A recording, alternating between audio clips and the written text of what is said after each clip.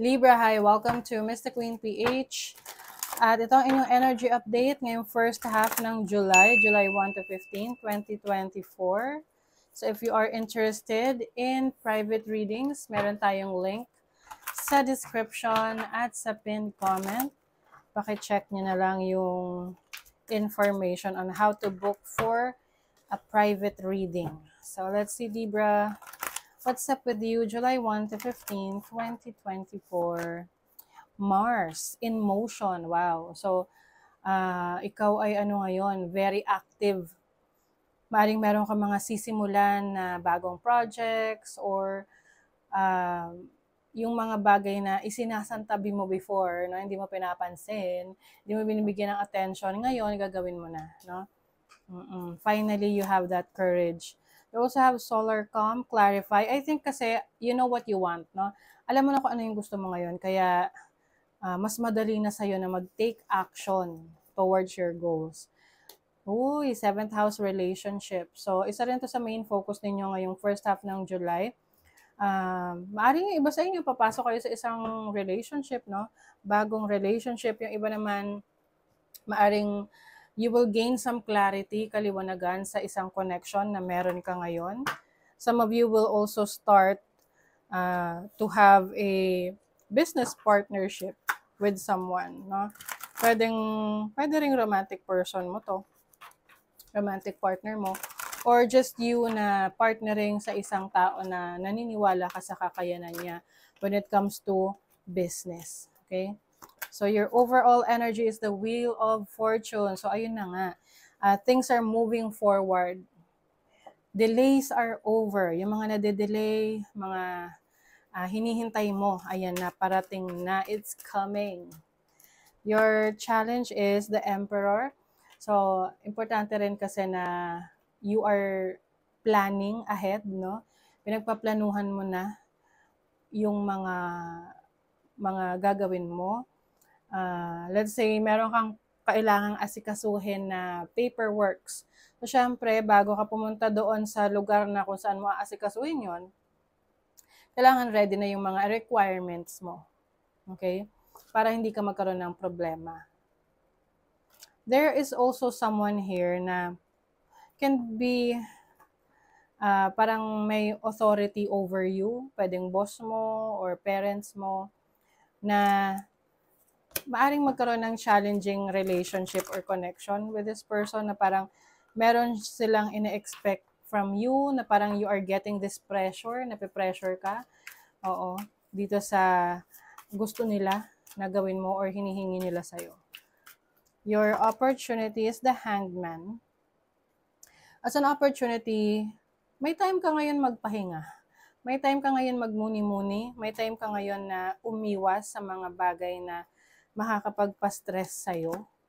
And your blessing is the Star. Wow. So this is healing. Healing from your past.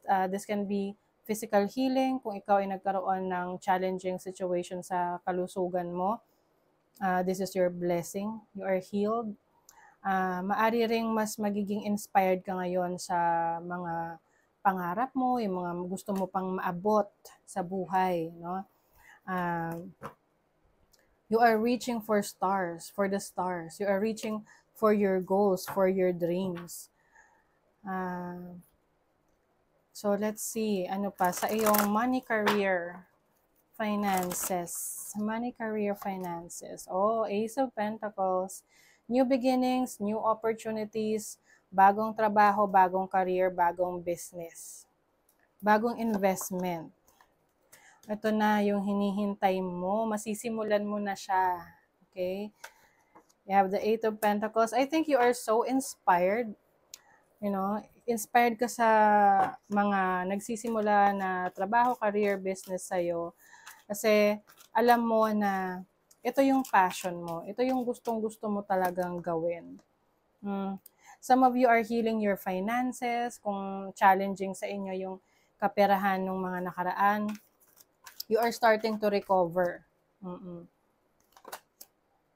Conflict and take action. So, ayan, yung iba sa inyo, you are taking action na, no? With the Mars energy here, Maaring ito yung mga goals mo sa trabaho mo, sa business mo, sa career mo na ipinapagpaliban mo noon dahil nagkaroon ng conflict, nagkaroon ng problema, but now it is already healing.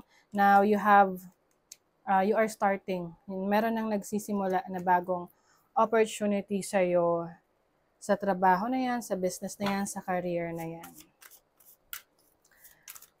So, let's see. I think meron ka rin minamaster na bagong skills, bagong kaalaman, you are learning more, you are improving and developing yung skill set mo, yung galing mo, yung creativity mo.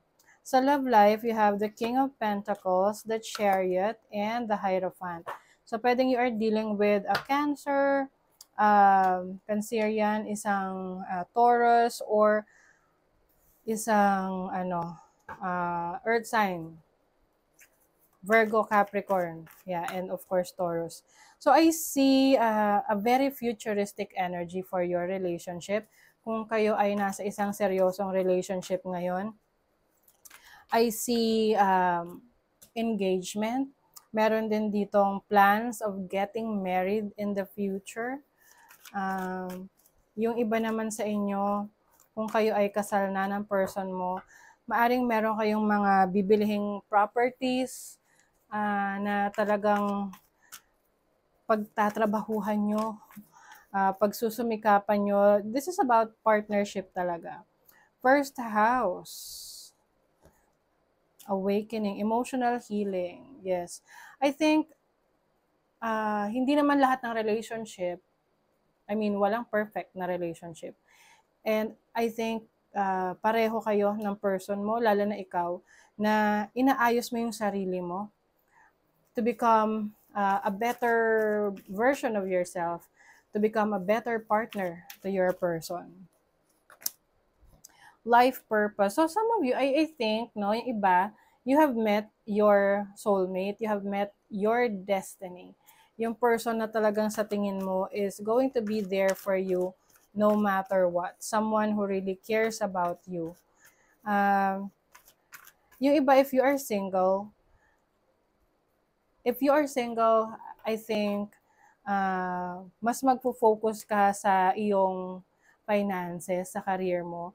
Mas lalo mong i-improve ang iyong knowledge, yung kaalaman mo, yung skill set mo. Maaring may possibility na you will meet someone in the future na someone na mas matanda sa'yo, someone who is more mature, someone na pwedeng malaki yung age gap ninyo, na tutulong sa'yo. This can be a mentor, no? Someone na mag-guide rin sa'yo sa buhay. And this is going to be a successful relationship in the future. So if you are single, okay? I think you are realizing na yung iba lang naman, okay? Hindi naman lahat ng Libra, but some of you are realizing na you want someone who is serious in a relationship, and at the same time, para rin siyang mentor na mag-guide rin sa'yo. Okay? Let's see what else. For Libra. Dragon, slay them all. Ayan. So, maaring merong mga tao na wants to bring you down. Diba? May mga taong bitter sa mga success na nararanasan mo. And I think ngayon, hindi mo nahahayaan na yung tipong, di ba minsan kapag may mga taong nagko-comment sa atin about sa buhay natin, nakikialam, yung iba hinahayaan na lang natin kasi ayaw natin ng conflict, ayaw natin ng issue. But for some of you, this time, lalaban na kayo. Paglalaban nyo na yung sarili nyo. Lalo na alam nyo na kung ano yung totoo sa inyo, alam nyo kung ano yung kakayanan nyo. You are someone who is going to protect yourself, going to protect your loved ones, you're going to protect your dreams, na hindi mo hahayaan na may mga taong maka-impluwensya sa'yo in a negative way para hindi mo gawin yung mga gusto mong gawin. Okay? Especially in your workplace. Kasi there are some people in your workplace na masyadong competitive towards you to the point na nagke-create na siya ng conflict sa relationship ninyo sa trabaho. But I think you are here to prove them, no, na kaya mong lumaban, na kaya mong ipagtanggol yung sarili mo.